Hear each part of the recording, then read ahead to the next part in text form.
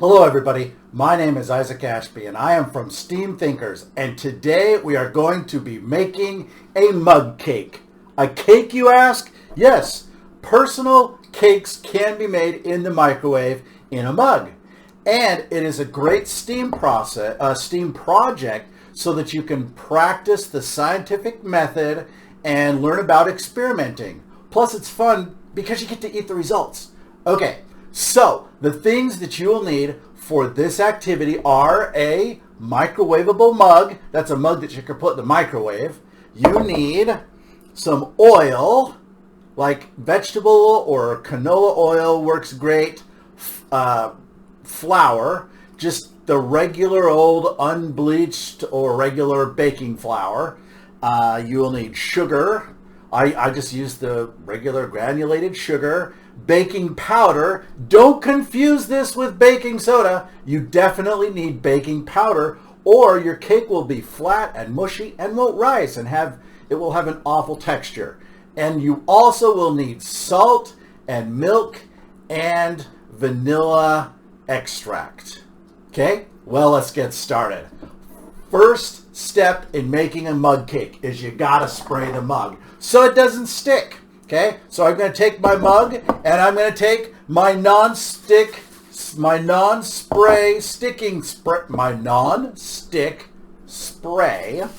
and I'm going to give a quick boop to the inside of my mug. You don't need to put a lot in there, just enough so that the cake doesn't stick. Okay, next you will need to add some flour. So we will be using, as I said, just your general purpose white flour. You could experiment with other flours later. Just make this one first as directed, and then you can experiment with other types of things. Although, if you are a gluten-free student, I have made this with gluten-free flour and it works awesome. So go ahead and try the gluten-free flour. Okay, so we will add the flour first. Now you will need 2 tablespoons. So I'm going to put 2 tablespoons of flour into my mug. Next, 1.5 tablespoons of sugar. So I'm going to scoop out 1.5 tablespoons of sugar. Now, when measuring these things, try to be as precise as possible. I couldn't find my 1/2 tablespoon measuring spoon, so I'm just going to have to guesstimate, okay? But if you've got it, try to be as precise as possible so that you know what is affecting your recipe or your cake when you're done, okay? All right, so we got the sugar. Now I need 1/4 teaspoon of baking powder. I've made this cake before with baking soda. Ugh, it doesn't work well. Okay, so dump it in there. Next, we will need 1/8 teaspoon of salt. Okay, there's my salt. 2 tablespoons of milk. Now you can use any milk you want. I like the almond milk. I try to get the unsweetened vanilla flavor, but that's just me.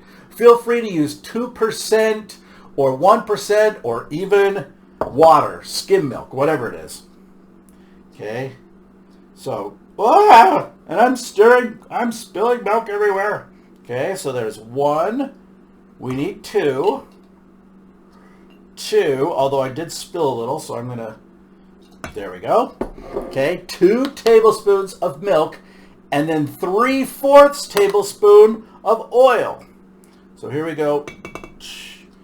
3/4.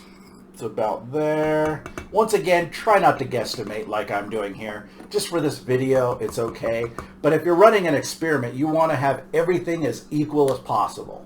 Okay, and finally, we need 1/4 teaspoon of vanilla extract. So I am going to dump in or measure out. I guess there'll be a little more vanilla extract. See, I'm terrible. That's okay. Vanilla extract is really good. Okay. Then I'm going to take my trusty, dusty spoon, and I'm going to stir. And I'm going to stir it up pretty well, making sure to scrape the corners, these bottom corners of the cup. They're easy to miss with the spoon. So I'm going to go around, make sure to do it, scrape the bottom, give it some really good stirring, do a little dance while I stir. Okay, now let's cook. So, I forgot to put in the materials. You need a microwave. So we are going to place our mug cake in the microwave for 1 minute and then let it cool before you grab it, because the cup can be fairly hot when coming out of the microwave. And don't forget to take out your spoon. Don't put metal in the microwave, kids. Okay, here we go.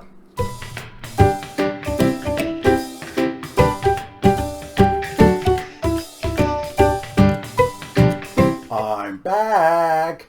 And I have a nice, steamy, super awesome smelling mug cake. So now comes the moment of truth to test it. Now, before you test your mug cakes, make sure to let them cool off. You don't want to burn your mouths, and you don't want to burn your hands handling a hot cup. So let it cool down enough. Now, I brought let me show you what it looks like before I pull it out of the cup. Okay, can you see my cake? There it is, looking beautiful. I know it didn't rise very much, but so you can double the recipe, but with this cup, it fills it to about here. Okay, ooh, my cup's still a little bit hot. So now I'm going to plop it out on the counter, and I want to have a look at the texture. Now this part's important because what you want to do is take really good notes so that you know what to expect. Okay. A good scientist always takes lots of really good notes. So you want to note down things like the texture, the taste, how it looks, how high it rose in the cup. You want to do these things so that when you change something in the future to test it out, you can see what effect that change had on your cake. Okay, so let's pop this sucker out. It might come out in a heap. Oh, yep, it's not coming out real pretty like, but let me, it's a little hot. That's okay. It's still, okay, I'm going to hold this up so you can see. It's light and fluffy. It's got the texture of cake. So as you can see, it's light, it's fluffy, it has the texture of cake. Let's give it a try. That is good cake. Okay, so what I want you to do, here's your STEAM challenge.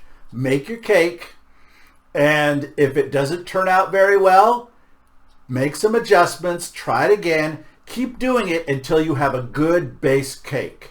All right, by base cake, I mean an unflavored, other than vanilla cake. All right, this is just a plain vanilla cake. Make it until you've got the process down and it's working well for you.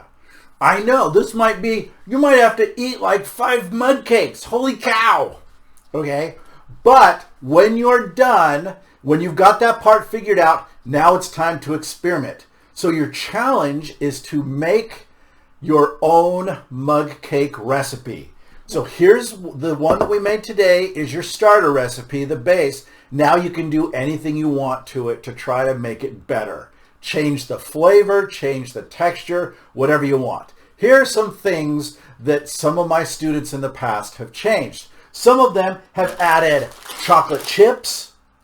Some of them have made it a chocolate cake with cocoa powder. Some of them have added sprinkles. I mean, actually a lot of kids add sprinkles. Okay, there's cinnamon and there's also shredded coconut.